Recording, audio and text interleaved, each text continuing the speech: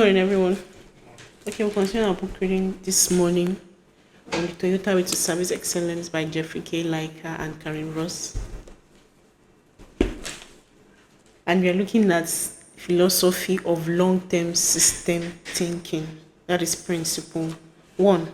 Yesterday, we looked at the challenges of philosophy, where it still reminded us about the 4P models under philosophy, which are people, processes, problem solving, and philosophy. So these are the 4P or the foundation of philosophy. It also taught us yesterday in our book reading under the challenges of changing philosophy that improvement is not a program but a philosophy that connects their people, processes, system, and customers together in an organic living system. So today we'll continue from there. On page 78 says proving return on investment the Toyota way. Proving return on investment the Toyota way. So it should be clear by now that the people at Toyota do not attempt to prove that the Toyota way is worth investing in. They believe it. It seems rather obvious to them that doing right things for the customer and the society and developing people at all levels of the organization to continually innovate is the true path to sustainable competitiveness. They see the world as a dynamic, competitive, and challenging. If the recall crisis of 2008 did anything, it reinforced this world's view. Akoi Toyoda's reaction was that the company needed to strengthen the Toyota way, not reconsider it. He preached that Toyota would redouble efforts to strengthen the basics so that it could never again be accused of endangering customers or failing to listen closely to customers' concern.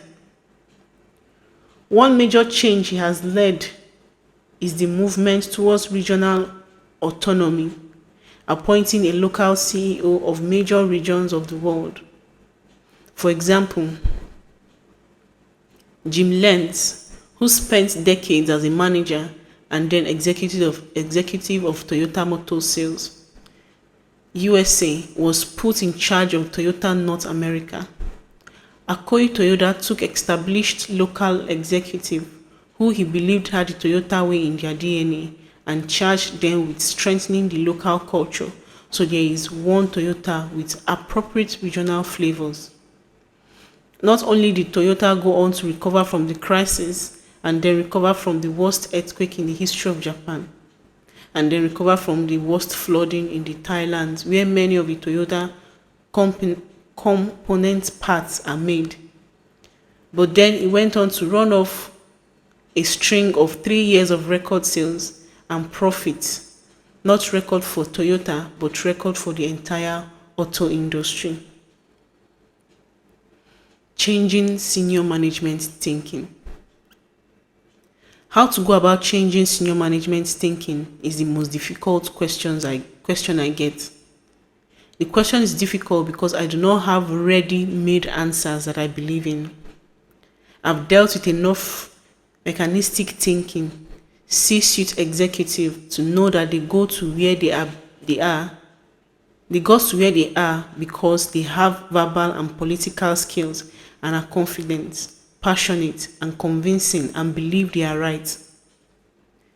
In my experience, because of self-confidence that has gotten them to where they are, the way their success is usually judged, the bottom line, it is difficult for them to see the benefits of changing.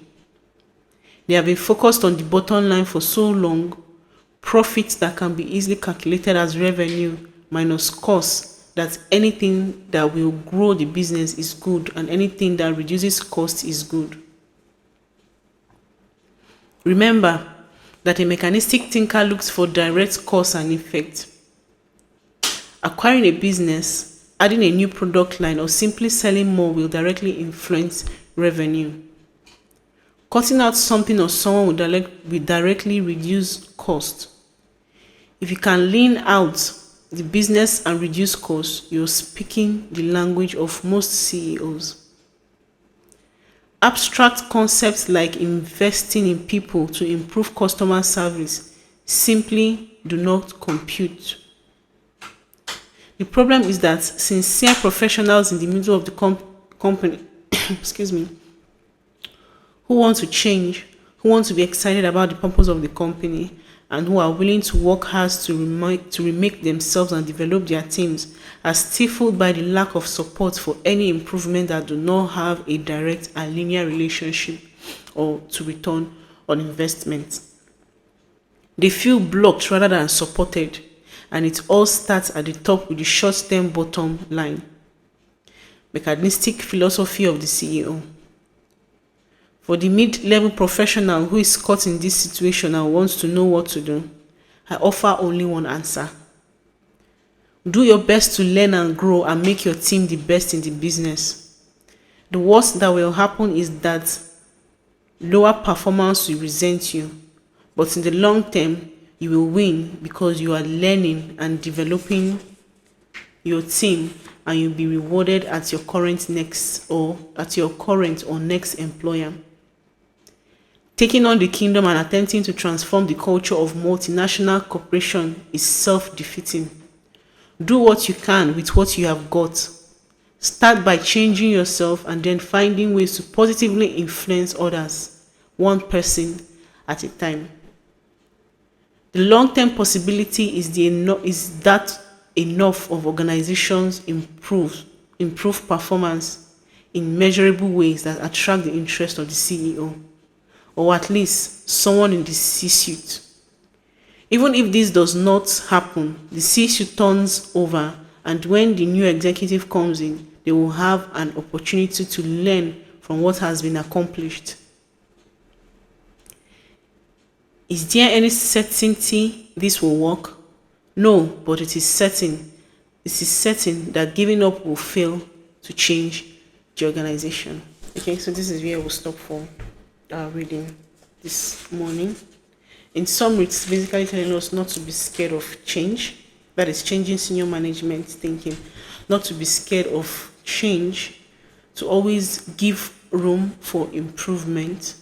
Even if you work in a company or in an organization where they don't see it as important to improve their their staffs or anything, you take it up as a challenge and improve yourself, and also, learn and develop yourself and also your team members. So under proving return on investment in the Toyota way, when you have the system way of thinking, you're not just looking for, remember, a system thinker, or the philosophy of the system thinker is a long-term result, it's not a short-term result. So whatever you're doing, improving the return on investment, just know that it is going to take a while for results to start showing. You're not doing things for results to start showing now. It's not a short-term thinking. Whatever you're working on should be, something you're working on for the future. That's something that will last for a long time. So whatever you're doing, let it be that you're thinking of now and what will happen in future. What will happen in the future, not just for now. So this is where we'll stop from our reading this morning. Thank you.